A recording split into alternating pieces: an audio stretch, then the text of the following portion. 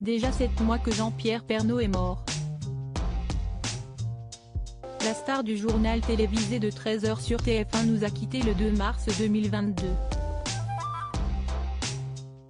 Après avoir vaincu son cancer de la prostate en 2018, il était en plein traitement par radiothérapie pour vaincre son cancer du poumon.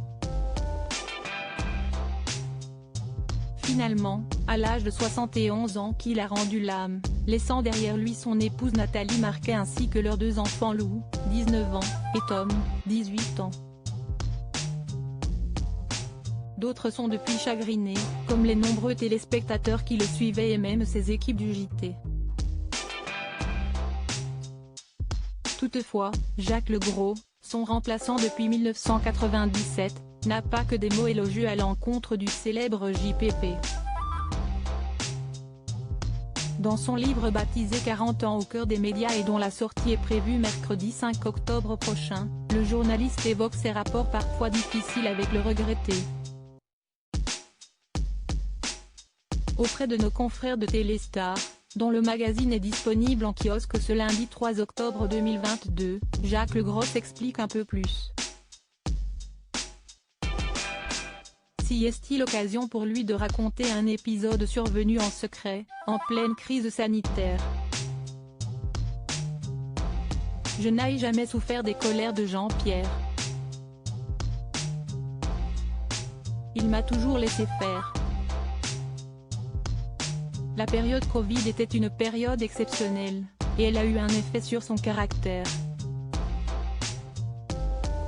C'était compliqué à vivre pour lui déjà, car il avait été malade, se souvient-il. Jean-Pierre Pernaut, qui s'estimait en pleine possession de ses moyens, n'aurait alors pas compris pourquoi il avait été écarté de l'antenne. Il se sentait en forme pour le faire. Or, TF1 n'a pas voulu prendre le risque, ni la médecine du travail, ni la DRH, se souvient son remplaçant. Si est-il à ce moment qu'un mini-studio chez lui pour qu'il intervienne en fin de journal avait été mis en place. À l'époque, ce dispositif avait inquiété les téléspectateurs, et Nathalie Marquet avait réagi, assurant que son tendre époux allait très bien, qu'il n'y avait pas de complot et qu'il serait prochainement de retour. Bien qu'il le qualifie dans son livre de ronchon, toujours dans le conflit et en parole et, parfois, en action, Jacques Legros n'était pas en si mauvais termes avec la star de TF1. Certains admirateurs de Jean-Pierre Pernaut trouveront que j'ai la dent dure contre lui. Pas moi.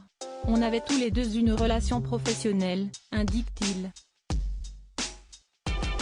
On avait confiance l'un dans l'autre. Je le rassurais. Il savait qu'il retrouverait son journal comme il l'avait quitté. Il avait des qualités qu'on ne trouve plus beaucoup aujourd'hui, et les défauts qui vont avec. De son côté, Nathalie Marquet n'est pas du même avis. Au micro du Morning sans filtre, Virgin Radio, de Guillaume Janton, elle avait évoqué les coups de pète que ce dernier avait fait à son défunt époux.